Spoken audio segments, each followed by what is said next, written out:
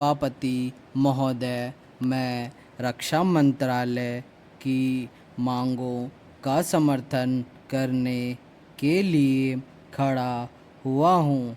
वर्तमान घटनाओं से पता चलता है कि संसार का हर देश अपनी सुरक्षा के बारे में चिंतित है और उसके लिए हर प्रयत्न कर रहा है।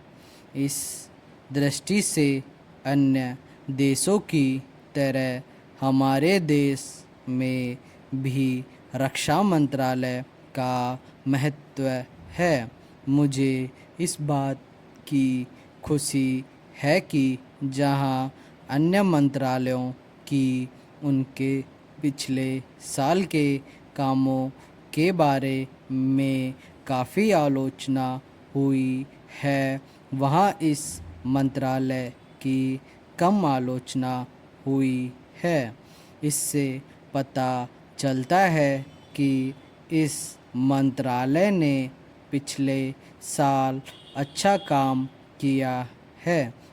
मोटे तौर पर किसी भी देश की सुरक्षा नीति का लक्ष्य यह होता है कि दूसरे देशों, खास तौर से पड़ोसी देशों के साथ मित्रता के संबंध स्थापित हो और हम एक दूसरे के मामलों में हस्तक्षेप न करें, लेकिन उसके साथ यह भी ज़रूरी होता है कि हम अपने देश की सीमाओं और अखंडता की रक्षा करें।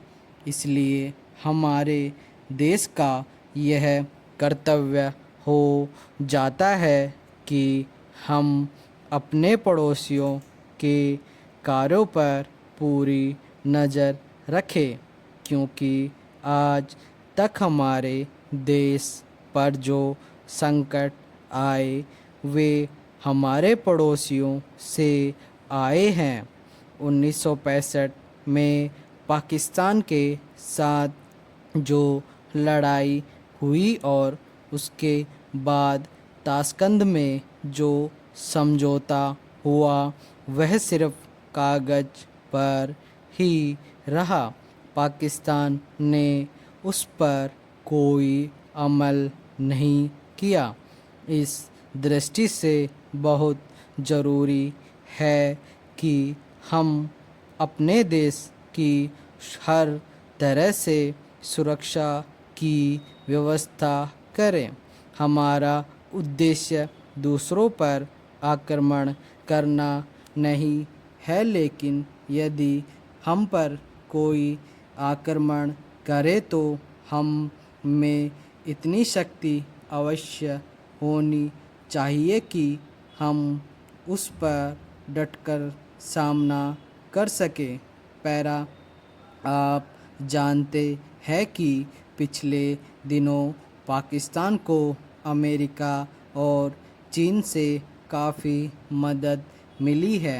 रक्षा मंत्रालय की रिपोर्ट में भी कहा गया है कि पिछले साल अमेरिका ने पाकिस्तान को 1500 करोड़ रुपए की फौजी सहायता दी है।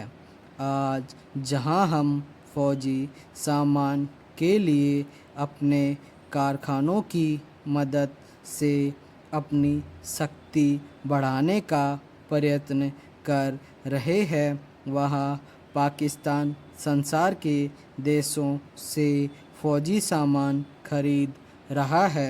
अपनी नीतियों के कारण वह सब देशों से लाभ उठा रहा है।